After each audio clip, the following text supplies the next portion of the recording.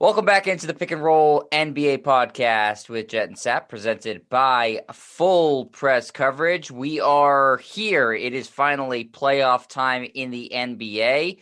The matchups are set. We can actually do a preview. The play-in is over with. And now all that's left is for us to give our predictions, Sap. Yeah, looking forward to it. It's going to be interesting what happens here. I mean, we have our picks. We've been making them throughout the year where, a couple of weeks ago you declared that no one's going to beat Brooklyn in the East and no one's going to beat the Lakers in the West and no one's going to beat Brooklyn in the finals. So now that we finally have the matchups, we can hone in kind of like the coaches and players. Now we can delve through these matchups, which some of them look to be lopsided and some of them look to be intriguing.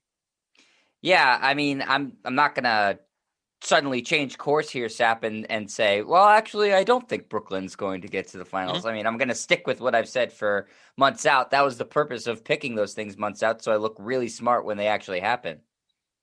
Yeah, I may be differing from you in the Eastern Conference, but let's get to it. We'll figure out how I got there. Is it because you want to be contrarian, Sap, or because you actually believe that another team is going to get there? Probably both. How's that sound? I'm That's copping out. I'm pulling a Glenn Woodway. I'm sitting on the fence. I noticed that you didn't say that in the Western Conference because you can't No, go against your guy. Cannot no. go against your guy. So yeah, we'll start with the Eastern Conference as the Pacers decided to bow out and get their asses kicked by the Washington Wizards. So the Wizards are the 8th seed. That was not a very fun game to watch. No, I mean, it worked out fine in the Eastern Conference, right? The Celtics, who were the 7 seed going into the play-in tournament, won their game, so they're the 7 seed.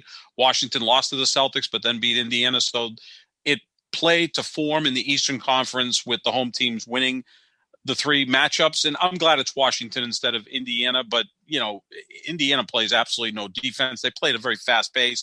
But I would rather watch Russell Westbrook and Bradley Beal for 4 or 5 games against Philadelphia than Domantas Sabonis, who's the best player on Indiana. No disrespect to him. He made the All-Star team this year. But Westbrook's always fun to watch because there's a lot of drama when he's out there, whether he's just going crazy, putting up a triple-double, or bowing out like he did in the second half of the Celtics game. So that's not going to be an interesting series, but I do enjoy watching Westbrook, and I'll enjoy watching Beal. So do you want to start with that series then, Sap? The Sure. 1 versus 8. We could, since we were just talking about the Wizards. The 76ers were, jockeying between the 3 and 1 position all year long. They ended up with the 1 seed, which we both agree is wildly important for them to avoid having to play, Milwaukee and Brooklyn. Mm-hmm. That they just have to play one of them and that they get home court throughout for a team that has been tremendous at home and so on the road, especially last year where they were downright awful on the road and pretty much unbeatable at home. Really important that they did get that 1 seed. The Wizards, we talked about them a little bit previewing the game they had with the Celtics, that they've been really hot. They obviously did not look good in that game against Boston, but they have been playing pretty good basketball as of late. That being said, I still really don't expect this to be much of a series. I'm going to say Philly in 5 games. Yeah, I'd say 5 because Westbrook and Beal can go off and win 1 game. And Philadelphia does have a tendency from time to time to zoning out a little bit. At times, Joel Embiid zones out a little bit. But where exactly is Washington going to be able to combat Joel Embiid? And then you've got Ben Simmons, who can guard multiple positions. Maybe he'll wrap up Westbrook for a period of time or Bradley Beal for a period of time. I agree. It's going to be a 5-game series. Philadelphia is too good. Yeah, I could even see it being, a sweep. If Philadelphia goes up, 3-0, I don't see that the Wizards are going to have any sort of fight to force it to a game 5 and, have to go fly back to Philadelphia after that. So it could be 4, it could be 5. There's no way I see it going any further than that. I think that Joel Embiid should be able to just, do whatever the hell he wants. Who's going to even threaten him a little bit on Washington? No, So it's a one-sided series. typical 1-8 matchup, I think. Though I agree with you, Sap, that it is more interesting because it's the Wizards and they do have 2 All-Star players, and I know Westbrook wasn't an All-Star this year, but typically he is. And the Pacers are not a particularly exciting team. So at least that gives us more fun players to watch, but not much of a series there. So we'll just keep going in order then, Sap. And we talked about this series the other day. 2-7 is Brooklyn Boston. I think this is a sweep. I really do. The more I think about it, I have Brooklyn winning the championship. Boston's gotten their asses kicked every single time they've played Brooklyn. They haven't played them even at full strength, and they've gotten their asses kicked. And the Celtics are without Jaylen Brown. If they take a game, I think they would be very lucky. I think they'll take one game again because I don't think they're going to load manage the Brooklyn Nets are, but they may watch a few minutes, depending on if they get up 3-0 in the series. And I think Jason Tatum's quite capable of having a couple of huge games because they don't have a real rim protector, Brooklyn, so he should be able to get to the basket and to the free throw line at a pretty consistent pace. But Brooklyn's just too good. I'm going to say 5 games. I'll give the Celtics one. They win one of the games at home. I mean, if they had Jaylen Brown and if Robert Williams III was healthy, maybe they make it a 6-game series, but I can't see this really being much of a series unless the Celtics can steal one of 2 at the Barclays Center and get Brooklyn on their heels a little bit. Other than that, I see a 5-game series. Sap, do you think that that Brooklyn is coming in a little bit under the radar more than they should because they've had these injuries, or do you think that everybody's just all in on them? No, they're consensus team to win the East. They're the betting favorite to win the NBA title. They've assembled these 3 guys for this time of year. I don't think they're flying under the radar. I think Milwaukee and maybe even Philadelphia, despite being the number 1 seed, are flying under the radar a little bit, but everyone's on board that Brooklyn is going to win the East, although I may be a little bit different. I'll divulge that probably in the next 7 or 8 minutes. So would you say that Brooklyn has the biggest target on their back of any team in the playoffs, or do you still think that's the Lakers? Well, it's the Lakers because of the defending champs and because it's LeBron, because he's the guy he's not just competing against the other players in the NBA. He's competing against a ghost at this point, right? And Michael Jordan. That's what he is measured still by. Alive. Michael Jordan is still alive. Yes, we saw him last weekend at the Hall of Fame ceremony. He didn't speak much. Looked pretty cool, like Michael Jordan always does. He carries the bald head and earring, silver suit. Michael Jordan, one of the most fashionable men on earth, always looks great. So Hanes. LeBron is dealing with that. Hanes underwear, let's hope, right? Because that's what he pushes. I don't know if he wears them. He probably wears silk underwear or a higher grade of underwear. Maybe too much information at this point. But, yeah, there's a lot of pressure on LeBron, obviously, because it's now, okay, is he as great as Michael Jordan? Is he going to win a 5th championship? All that stuff. But Brooklyn's under a load of pressure. I mean, just think back to the first year that LeBron was with Chris Bosh and Dwayne Wade. The Heat were under the most pressure, and they couldn't deliver. They lost in the finals to Dallas. Golden State, when they added Durant, they were under a ton of pressure, and they were able to win back-to-back championships. I mean, there are a few teams in the league that we think can really win a championship. Brooklyn, if they don't get to the championship and win it, it's going to be a major disappointment for that organization. And I think that that's what they're dealing against and dealing with at this present time. But I don't think they're going to have any problem with the Celtics. It should be like you say, you think it's going to be a sweep. I think it's going to be a gentleman's sweep.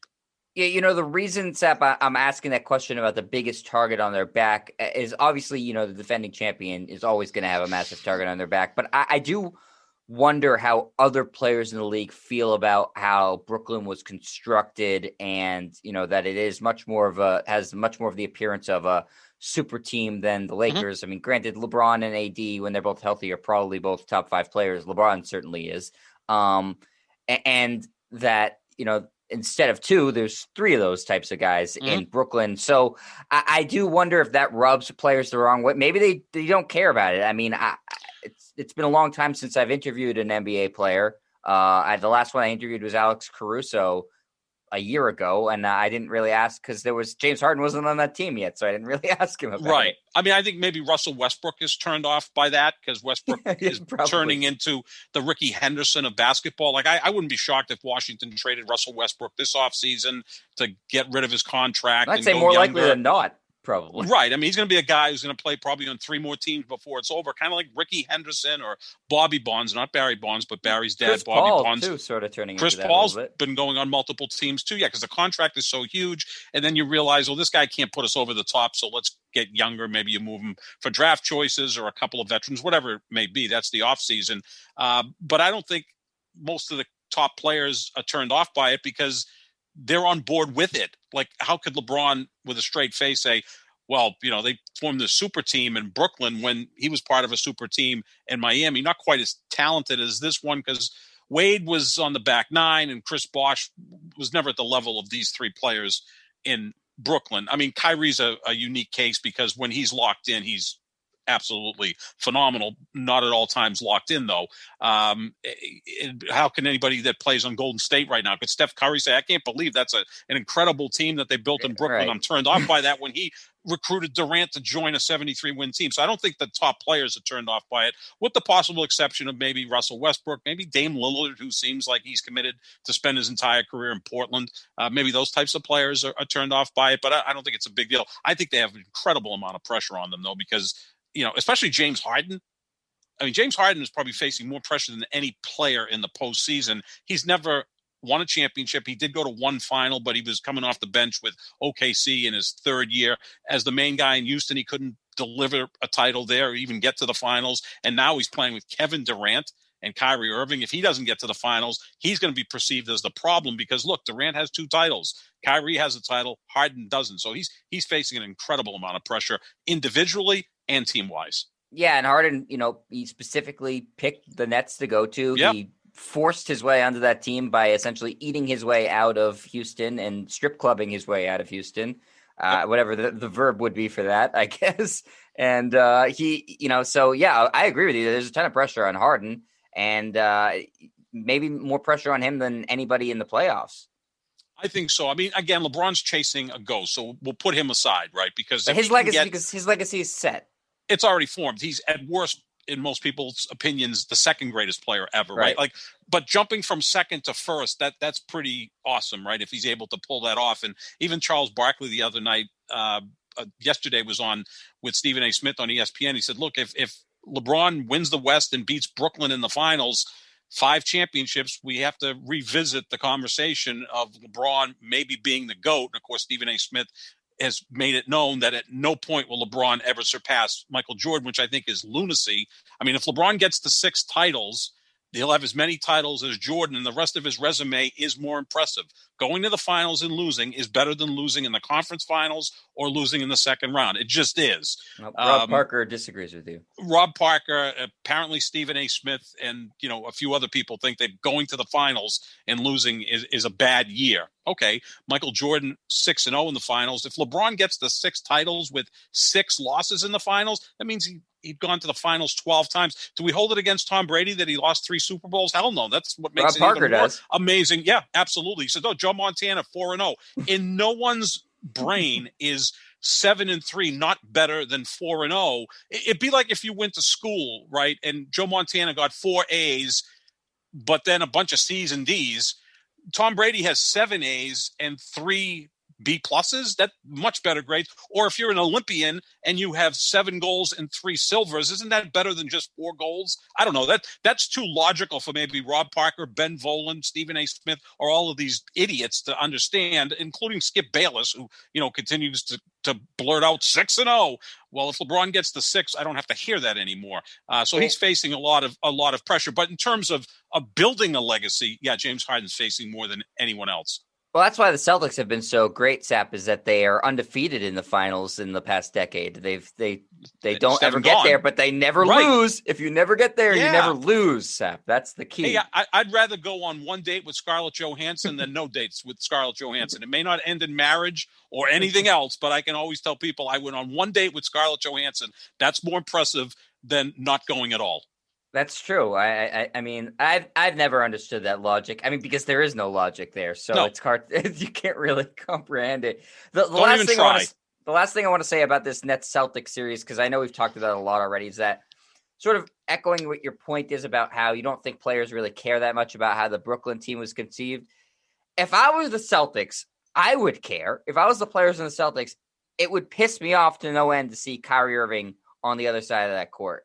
And my dad actually brought up this point when I was talking to him the other day. Remember preseason when Kyrie brought the sage into the garden and was, Sure. saging stuff?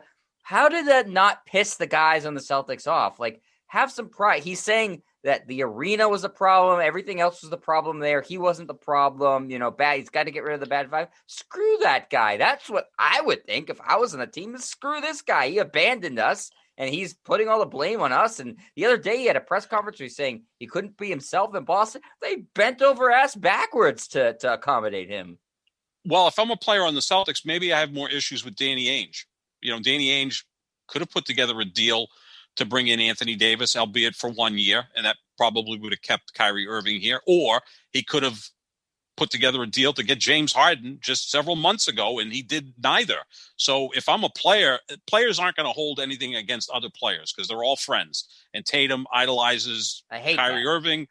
That's what it is now in the NBA. That's why you like Russell Westbrook so much, because he's angry at everybody. Sometimes he's angry at his own teammates. So he does bring in a different vibe than most of the players. But blame the general manager who didn't make the requisite moves to put them over the top. And this is what the NBA is now.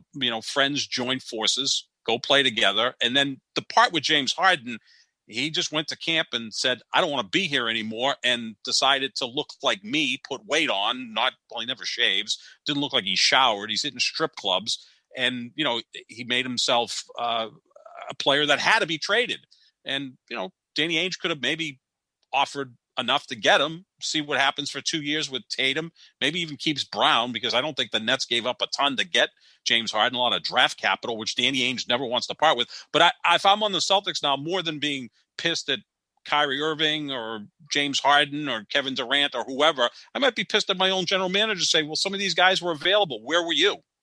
It's like in football, people get all pissed off if in Dallas when somebody dances on the star or steps on the star and disrespects the logo. And hockey, you can't step on. No, God forbid you step on the spokes or anything like that in the Bruins locker room. I did it once. They yelled at me. Yeah, well, and then didn't a bunch of players get injured, Sap, after he did that? I fought them all off. I took care of Chara. Was the first guy I went after, and didn't work out well for Zdeno Chara when I let loose. I've got quite a temper. No, I barely stepped on it. It was a crowded locker room. None of the players said anything. I think it was a PR assistant who said, try not to step on that. And I'm like, oh, no problem. I apologize. It was just massive. I don't know how you avoid it. Well, I don't have the best vision. You know that. I thought I was in the Blackhawks locker room. Yeah. But I was saying, so, in other sports and in baseball, they're crazy with everything, unwritten rules and stuff. So if I'm a Celtic and I'm wearing a Celtic jersey and a guy comes in to my arena and sages it, that would piss me off. It pissed me off as a fan. So I just wish I saw more of them. I don't think the players on the Celtics hate Kyrie, but I really wish they would. I really wish they would. It would make the series a lot more interesting too. You were probably going to be more keyed up for tomorrow night's game than most of the Celtics are. Because probably the Celtics look and say, how the hell are we going to beat this team? I mean, even Brad Stevens is saying, this is the best team I've ever seen assembled since I've been in the NBA. I don't know what the hell is how we're going to pull this off to beat them. You're going to be more keyed up for that game than half the Celtics. And you want to go after Kyrie Irving, and you're pissed that James Harden quit on the Houston Rockets and ended up in Brooklyn. It's just a different league. Just enjoy what it is now. I mean, you see Curry and LeBron embracing after the game, which I think is fine. I mean, look, I'll go back to the 80s. Before finals games, Magic Johnson and Isaiah Thomas kissed each other before the opening tap. Now, by the end of that series, they were, getting in each other's face because they're both uber competitive and there was a lot at stake. And then years later, their relationship was really fractured, and since it's been sewn up and they're back to being close friends. But yeah, I mean, that in the ideal world of competitiveness, yeah, Marcus Smart should have clotheslined Kyrie Irving his first trip to the basket, but that doesn't happen anymore. First of all, Marcus Smart would have been ejected and suspended and fined and lost all sorts of money. Yeah, well, you pay his fine and augment his salary of the 12 games he would have missed or whatever he would have missed for. I'll tweet nice things about him though. That's my contribution. That's nice. Yeah, you do that anyway. Yeah, that's true. Typically I do. This season, less so. Not so much. So yeah, I mean, that's to beat a dead horse. I don't think this is going to be much of a series. It's playing out exactly like it has in my nightmares. Celtics get embarrassed by Kyrie and the Nets. Nets go on to play the Lakers in the finals. winner takes my soul, basically. You know, I don't feel good about it either You like way. Anthony Davis, though, so root for the Lakers. I'm not, no, because then they pass the Celtics. If this was you know what? Don't worry about it. If it was 2 titles ago for the Lakers, I'd have no problem, I think, rooting for them. Do what every Celtics fan is going to do anyway. They're going to say, well, 5 of them were in Minneapolis. I am. And only I'm 13 will in LA. Yeah, you'll be on board. I'm all on board that train. All on board that train, Sap. So we're just gonna whitewash George Mikan out of the history books, apparently. I am. Well, no, I'm gonna give him his Minneapolis titles. Yeah. Well, still the Lakers. That's all I can do, Sap, is to do that, is to try to block this out of my mind.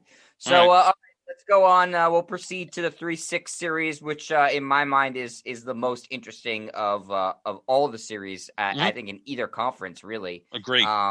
The Bucks and Heat in a rematch from the conference semifinals last year in the bubble, where the Heat upset the Bucks. The Bucks looking for revenge, not the same Bucks team as last year. The Heat started off slow, have gotten really hot towards the end of the year.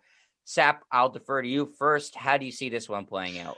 I like Milwaukee in this series. I think it's their year. And also, if they can make a few adjustments in this series compared to the way they've played in the postseason the last several years, 2 years in a row, they had the best record in basketball and bowed out prematurely.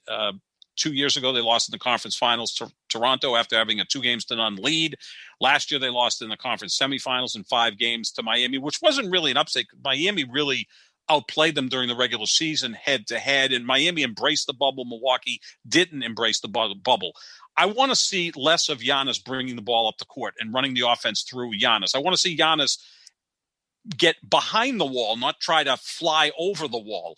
And by that, I mean, have him post up. He's nearly unstoppable posting up. He can also pass really well out of the post. So get him to post up when Miami's going to try to create this wall around Giannis. And then you get your spot-up shooters, and then you've got Drew Holiday and Chris Middleton, who are borderline all-star caliber players, right? I mean, you're a huge fan of Drew Holiday. I like him a lot. And then go from there. If Giannis is initiating the offense, I think that's where they get bogged down. If they can make that slight adjustment, I think they win this series in 6 games. It's going to be tough because, Miami's not going to quit, especially with Jimmy Butler out there. It's going to be, I agree with you. This going into this series, it's the most intriguing. But I think Milwaukee, it's their year. And give Milwaukee an awful lot of credit. They could have sat their players in one of the last regular season games against Miami. And if Miami had won that game, they would have been either the 4 or 5 seed, and Milwaukee would have avoided them in the first round. Instead, Milwaukee played their guys, won, because they want to break through. And I think that's a good sign compared to what the Clippers did out west, which is try to, figure out how to avoid the Lakers at all costs. So I think Milwaukee's ready for this, and they're going to win in 6. Yeah, I've said for a while now, Sap, I like that this Milwaukee team is under the radar versus past years. I think that it's the best roster Giannis has ever had around him. Mm-hmm. And what I think the real difference in this series will be from last year is that there's traveling and there's going to be fans. Yep. And that means that the role players or whatever you want to call them on Miami, the Duncan Robinsons, the Tyler Heroes, will have to perform on the road. And I think it was the bubble was a weird environment, but I think it was a pretty comfortable environment for those types of guys. And it's different. Shooting is different on the road than it is at home.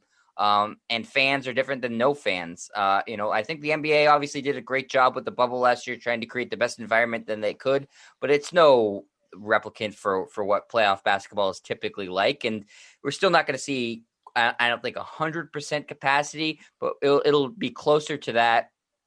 I think that, when you have young guys like the guys I mentioned, Hero, Robinson, I don't know if Precious Achiuwa was going to play much for Miami in this series, but he's been in their rotation.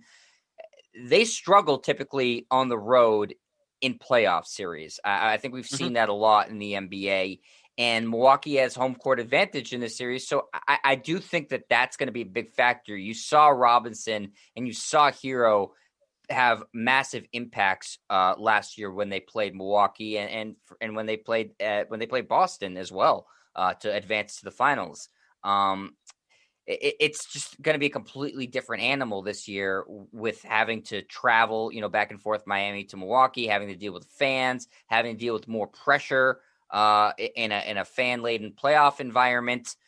So I think that's where Miami might fall a little bit short, is the exceptional play they got out of their role players last year. I think that they're going to have a hard trying to duplicate that this year versus Milwaukee. They have more veteran role players on their team. They're not a young team. Milwaukee, you think of Miami as a veteran team because they have a bunch of veterans, but they do have a key contributors like Hero and Robinson who are very, very young. Milwaukee, I've said this before, I think they might be the best defensive team in basketball. Them or the Lakers in my mind. So I think they'll be able to figure out the 3-point shooting of Miami. I just think it's their time. And Miami was certainly a fly in their Super Bowl last year, but I think that they know how to beat them now. It's the best roster they've had. They have the home court, a true home court advantage because it wasn't in the bubble. So I agree with you, Milwaukee in 6. But yeah, Miami's not going to make it easy on them. And certainly amongst the top 3 seeds, it's the most difficult opponent. Yeah, no, it's a tough opponent for Milwaukee. But I think the Bucks are going to break through in this series and maybe a few others because they seem to be locked in. Giannis is healthier than he was last year. Remember, he was dealing with an ankle situation in the postseason, and they just didn't feel comfortable there. Some teams did, some didn't. I'm going with the Bucks in 6, but it's going to be an intriguing series to say the least. Yeah, I think for Miami, the key to them winning is that they need Bam Adebayo to be great because they have a huge matchup advantage there. I mean, Brook Lopez is fine, but Bam Adebayo is a much better player. So he needs to really dominate that matchup. I think everybody expects that, Jimmy Butler will be fine and he'll be able to, you've talked about this before, even when he's not going, he's doing something to help the team when he's not going offensively. I don't think Miami will have enough scoring punch to beat Milwaukee based off of Milwaukee's defense and the role players, I think, being limited on Miami. So yeah, I think that if Milwaukee doesn't come out of this series, Sap, I don't know what they do going forward. I don't know how they approach it. Yeah, I think the other player besides James Harden that's under the most pressure in the Eastern Conference is Giannis. I mean, he's the two-time defending MVP. Another great year. If he can't get through Miami this year, he would have gone from losing in the conference finals to losing in the second round to losing in the first round. That's not the direction you want to go. I know it took a while for Jordan to break through, but every year he got better. He got closer to getting to the finals. And then finally, when he got there, he broke through and beat the Lakers. And then, of course, won 5 more titles after that. I'm not trying to compare Giannis to Jordan, but, the path to winning championships sometimes takes a little bit of time, but you got to show progress every year. If they lose in the first round to Miami, then they're going backwards. I also think of all the coaches in the Eastern Conference, Mike Budenholzer is facing the most pressure because if he loses in the first round, if I'm ownership, management, I'm going to say they're going to fire him. We're going to move on to maybe a former player, or let's see what the situation is with Brad Stevens in Boston, although that seemed to be a lateral move. You may want to bring in a former player because at that point, Budenholzer would have lost back-to-back series to Eric Spoelstra, and in both situations, Milwaukee has the better roster and has the best player on the court in Giannis. So this is a monster series for the Bucks. A lot of pressure on them. Yeah, it's similar in a similar, but I guess a little bit of a less way. If Miami loses, as we expect them to, how do they take the next sort of leap to being a true championship contender? Do you think they could chalk it off and say we got a tough seeding because we started the year poorly? Because Butler is not a young guy, Sap, and he has a lot of minutes on him. So I know that they're always big game hunting and free agency, and they're always a destination. This isn't the greatest free agent class in the world, especially because most people expect Kawhi Leonard to just re-sign with the Clippers. Can Miami lose this series and still feel good about their future? They can because they've got some really good young players, but their best player is now starting to enter the back nine, and Jimmy Butler is a guy who plays his ass off so much that, I don't know if he's going to play at this level into his mid to late 30s. I doubt it. But they are always a destination for free agents, but they have to do this quickly while they have Butler, while they have Adebayo under his first contract so that they can be a true contender because the East is that much stronger now because Brooklyn's not going anywhere with that big three. Philadelphia's got a dynamic duo in Simmons and Embiid and a damn good third guy in Tobias Harris. and Milwaukee's got Giannis. So, to break through in the Eastern Conference is more difficult now than it was, say, a couple of years ago. Certainly last year when everything fell into place for Miami. But that's why this is going to be the most intriguing of the first round series, because, a pretty damn good team is going to be eliminated here. And, we think Milwaukee has a chance to get to the finals. Miami went last year and really showed pretty well in the finals against the Lakers, considering they had some injuries to deal with. So a really good team is getting knocked out here. And the one that does get knocked out is going to have a long off season, and they're going to have to make some decisions. Yeah, I that's why I look at it as the most intriguing series, Sap, is like you said, a good team's going to be eliminated no matter what. And I think both teams will have to look long and hard at their roster should they lose in this series. One of them is going to obviously have to lose in this series. Miami has a short window because of Butler's age and minutes. And Adebayo, as much as I like him as a player, can't be the best player on a championship team. It's gone away from that. So yeah, I think it's gonna be tough for the loser to be able to live with that, especially like Miami. You said with Milwaukee, they would have been taking a step backwards. Going to being in the championship and taking 2 games off of the Lakers to losing the first round. I mean, that's a big tumble. Mm-hmm. It sure is. Yeah, no matter any way you paint it, because you haven't advanced to the point where you did a year ago. But again, last year was different than this year, and I think Milwaukee's they're doing all the right things, and like you said, they play outstanding defense, and that's always a calling card when you get to the postseason. Yeah, so I'm really looking forward to this series. I think it'll be a lot of fun. These two teams do not like each other. I think Milwaukee is extremely frustrated at what happened to them last year in the bubble, and is highly motivated to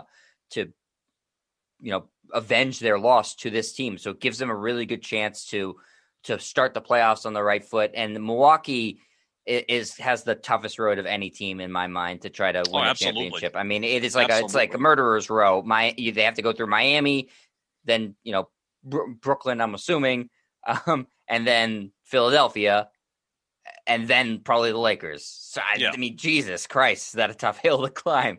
Good luck to that. Yeah. So all right, let's look at the last series in the first round of the Eastern Conference. Sap, for the most unexpected series. 4-5, the Atlanta Hawks are playing host to the New York Knicks, 2 teams that I don't know if a lot of people had them in the playoffs to begin with, let alone the 4-5 seed. Both these teams, especially post All-Star break, have played terrific basketball. And really, I look at this as a true pick'em series, Sap. It really is. 4-5 generally can be that, but you've got a lot of unknowns here. The Hawks haven't been to the postseason for several years. The Knicks have been to the postseason once in 15 or 20 years. I mean, the last time they were in the postseason was 2013 when they beat the Celtics in the first round. That's ages ago. That was before Brad Stevens was coaching the Celtics. Doc Rivers was the Celtics coach the last time the Knicks won a playoff series back in 2013. You've got like these mysterious stars now, like Julius Randle's going to probably finish top 7 or 8 in MVP voting. Trae Young is a guy that everybody knows a lot about, but we haven't been able to see. John Collins is a nice player. Tom Thibodeau is probably the leading candidate to win Coach of the Year, along with Monty Williams in Phoenix. But also, you got to give a lot of credit to Atlanta's coach, Nate McMillan, who took over midseason and went 27-11 down the stretch. He's going to get some votes for Coach of the Year, even though he only coached 38 of 72 games. So this is going to be a wild card of the series. The Knicks have home court advantage. There's so much excitement in New York right now because the Knicks are in the postseason. They absolutely trample the Brooklyn Nets in terms of excitement in the city, even though Brooklyn is the favorite to win the NBA championship. New York is a Knicks town.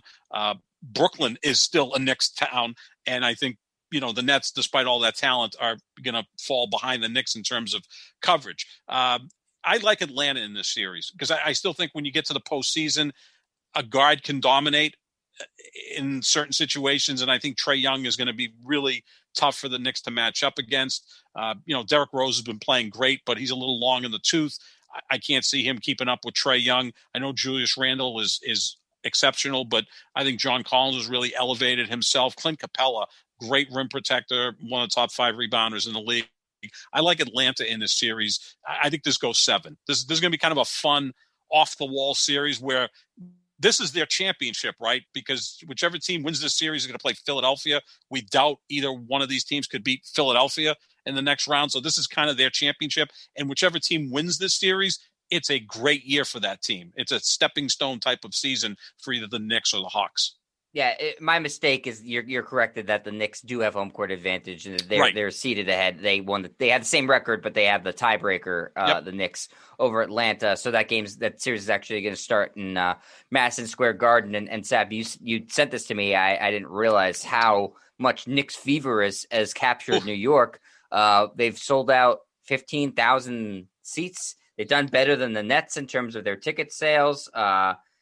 Nets are actually selling them at half the price of the Knicks. I saw an advertisement that James Harden's running for the Nets where if you use the checkout code Harden, they pay for half the Nets will cover half the ticket cost or something like that. So the Nets seem like they're struggling to sell tickets and they're the prohibitive favorites, and the Knicks would be, fortunate to get out of the first round, and yet they're showing it. It's a Knicks town. It's still a Knicks town. Oh, despite Lord, the fact they've been by horrible. leaps and bounds. Yeah, I mean it's a Knicks town.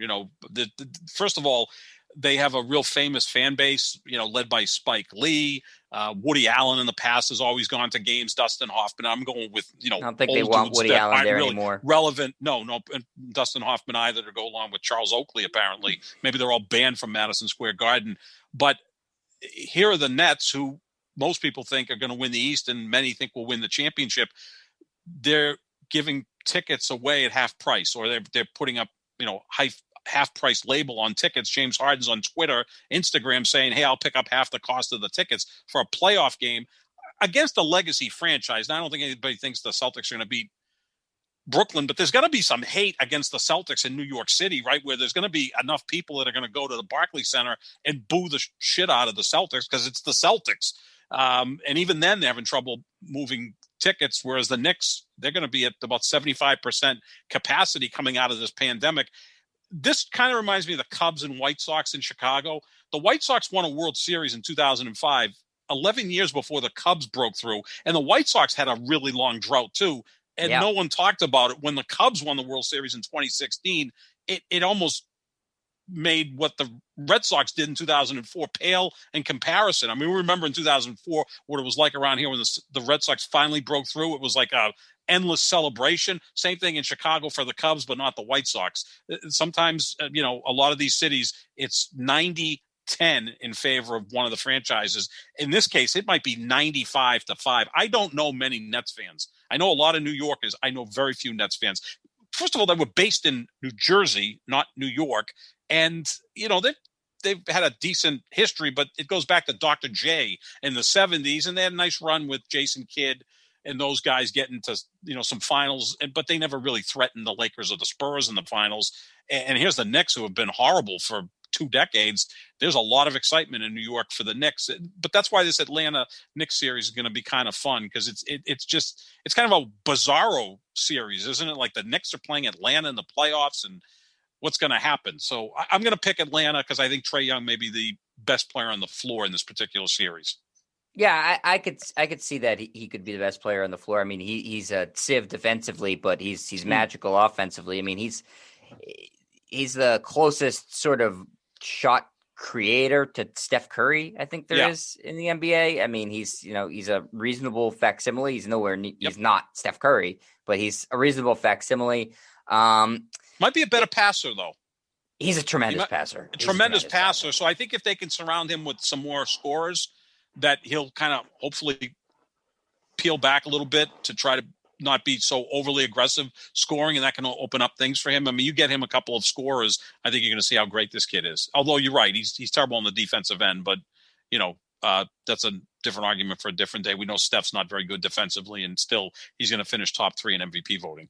No, I would be surprised if at some point Trae Young doesn't lead the league in scoring for a year or a couple of years. He's that gifted of a shooter. Yeah, I mean, he averaged double-digit assists in college, which nobody does.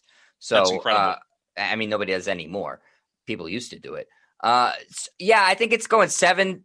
Really, I agree with you there, Sap, too. I'll take the Knicks at home in a game 7, so I'll say Knicks in this series. typically it seems to be what happens. I like the defensive intensity they bring. I do think Atlanta has a better roster. I've said all year long. I think the Knicks. That's why I would vote for Thibodeau for Coach of the Year, because I think their roster sucks. Outside of really Randall and RJ Barrett. So I like who Atlanta has more personnel wise, but it just seems like the Knicks sort of year almost, right? Where they should win a series. Either one of these teams is going to be, cannon fodder in the next round. But I'll take, since I believe it's going 7, I'll take the home team in the Knicks in that 7th game. And I'll take the defensive intensity, and I'll take Julius Randle to have a big game in that game. So you have Philadelphia, Brooklyn, Milwaukee, and the Knicks advancing. I have the same top 3, Philadelphia, Brooklyn, Milwaukee, and I have Atlanta advancing to the second round. So how do you see these playoffs filling out? Fill out your bracket for the Eastern Conference. Well, I mean, I've been on Brooklyn all year long, so I see I think Brooklyn and Milwaukee will be a war. I think that they pose the toughest matchup of anybody in the NBA to me to Brooklyn. So I will take Brooklyn in 6 in that, because I had Brooklyn losing. I think I said three games overall. Right. So 2 of them will be there. So I'll say Brooklyn in 6 over Milwaukee. Then I will take Philadelphia. I think will sweep the Knicks. So Philadelphia is really not going to be challenged for a while here. And then I'll take Brooklyn over Philly in 5 in the East. Okay. All right. So you got Brooklyn representing the Eastern Conference. They're just so good, Sap. I mean, I wish I wasn't picking them. I hate them. I hate everything they stand for. I hate that they took the regular season off and still managed to be the 2 seed. I hate that James Harden had years on his contract left and was able to still force himself to the specific team he wanted to. I hate that Kevin Durant can't, take any sort of criticism at all. You know why I hate Kyrie Irving? And yet I think that they're one of the best teams I've ever seen. Yeah, I mean, the 3 of those guys in a half-court offense together is pretty special because they fit together, too. It's not as if they're going to stumble over each other. I think Harden makes it all work. I think he's the most important player on that team. They were 28-7 when he played for them this year. They were 6-2 when all 3 played together, and they were barely a 500 team when it was only Kyrie and Kevin Durant. So Harden is the most important player on the Nets. I didn't say he's the best player, but is the most important player on the Nets. I'm going to have Milwaukee upset Brooklyn in the second round in 6 games. I think Milwaukee is really zoned in here, and defensively they're going to cause a lot of problems. I think Drew Holiday can at least make Kyrie Irving or James Harden have to work their asses off. And I think you can also maybe hunt those guys down on the other end of the floor with either Drew Holiday or Chris Middleton. And I think Giannis is just going to play out of his mind. There's nobody that can contain Giannis. Look, there's nobody that can contain Kevin Durant, but in a pinch, Giannis can match up against Durant and make him work for his baskets. I don't know of anybody on Brooklyn that could make Giannis really have to sweat to keep him under 35 or 40 points. I got Brooklyn losing to Milwaukee in the second round. Again, Philadelphia will breeze through. I think Atlanta, you say the Knicks. Philadelphia almost feels a little bit like the Patriots for many years, where they were the 1 seed in the AFC, got a bye, and then would play like Houston in the divisional round, and then they're sitting there in the AFC conference finals, right? And AFC championship game because they had no one to face. That's kind of what Philly feels like. Like Philly should get to the conference finals in maybe 9 games, right? They may lose 1 game in the first 2 rounds sitting there. Meanwhile, Milwaukee's going to have to work their asses off to get there. And if it's Brooklyn, Milwaukee, which we expect in the second round, that's going to be a war. So I don't know. Is it better to just breeze through and have a lot of time off, or is it better to be, competitive right from the get-go? I've got Milwaukee winning the East. I think Milwaukee's going to then beat Philadelphia. I just have a good feeling for what they're doing, and I think this is the year Giannis breaks through. I would love that. Nothing would make me happier, except for the Celtics going on a run. But I think as basketball fans, you want to see that because it's so different than the way Brooklyn was built. Philadelphia was built pretty much organically. I mean, their 2 best players were drafted. I mean, we know they tanked, but that's okay. And then Milwaukee they went out and Philadelphia, both organically. Yeah, and give Philadelphia credit. They looked at the end of last year and said, we need to get a better coach. They went and got Doc Rivers. They got a better general manager in Daryl Morey, and they understood what they needed to maybe put them over the top with, the likes of Seth Curry or Danny Green. They said these are two guys that can shoot, and that's what we need to do to help Embiid and Ben Simmons. So I've got Philadelphia, Milwaukee. I got Milwaukee winning the East. Yeah, what's interesting about Philadelphia is you could make a strong case that they talent downgraded in order to get better fits for the team. Yep, I think most people would say Al Horford is still better than Danny Green, which was what that trade amounted to. And I think a lot of people would like Josh Richardson more than Seth Curry. But Seth Curry and Danny Green were just far better fits on this Philadelphia team. So it's okay to – Danny Ainge doesn't understand this, but it's okay to – make a trade that when you're trading maybe a more talented player for a player that fits on the roster better and has a specific role to play.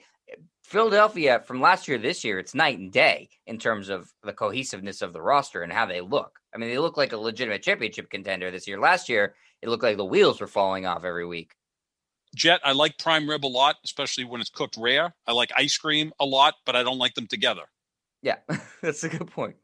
So no ice cream on your prime rib. So you have Milwaukee. Listen, Sap, nothing would make me happier besides, like I said, the Celtics doing it. If Brooklyn is eliminated, oh man, I'll go to Milwaukee and celebrate with the Bucks. In that series, a Brooklyn-Milwaukee series, Giannis is he does have to go off, and he cannot have bad games. He cannot play like he did against Miami last year. And he's got to shoot 35% from three, which isn't asking much for most players. It is asking a lot for Giannis because he's just not a pure shooter, and he's got to shoot at least 75% from the free throw line because at the end of close games, they may foul him and put the pressure on him to hit foul shots. So he's got to hit 75, 80% from the free throw line. Look, I've called Giannis a giant version of Russell Westbrook. I mean, they may be the two best athletes in the sport. Giannis just happens to be, 7 inches taller? I mean, he's a physical freak. Like Westbrook, he busts his ass on every play. I think he is competitive. I think he's skilled, but I don't know if he knows how to win yet. And I think he's going to try to learn that. But I think Drew Holiday is a massive upgrade over Eric Bledsoe from a year ago, and that could put them over the top. Man, if they lose in the first round, though, Budenholzer's out, and Giannis is going to maybe sour on the entire situation in Milwaukee, despite that huge contract he signed last offseason. Yeah, I mean, I think we've seen that contract extensions are essentially meaningless in the NBA. When a star wants out, they get out, period. That's how it works. Very true. Well, those are our picks for the East. Sap's got the Bucks. I have the Nets. I think we should reserve the right to reevaluate after each round. Take another look at it, Sap. Sure. Stick with our picks if we want, but I think it's fair to, if somebody gets hurt, you can change your pick. That seems more than fair. Yeah, if someone pokes out LeBron's other eye or his other ankle starts throbbing. Talk about LeBron in the West tomorrow, okay? Okay. We almost went a whole show without, doing more LeBron talk. You had to ruin it right at the end. I didn't bring up Aaron Rodgers, who's 1% owner of the Bucks, so I think that's true. May work out well too. They get to the NBA Finals and Rodgers is sitting courtside, although he may be on the Denver Broncos by then, so we'll have to see what happens. Yeah, right now he's trying to convince the Packers to trade for Julio Jones, saying that's the only way he'll stay there. So, all right. Well, that's going to do it for us here at the Pick and Roll NBA podcast with Jet and Sap. We are always presented by Full Press Coverage. Make sure you check out our podcast on their website or wherever podcasts are found. And you can find our YouTube at youtube.com/Jet Stryer. Tomorrow, we'll be taking a look at the Western Conference playoffs, giving our picks there. I think you know where Sap's going with it, so maybe you don't even have to listen to him if you don't want to. You can just listen to what I have to say. Don't say that. All right. We will be back tomorrow. Until then, see everybody.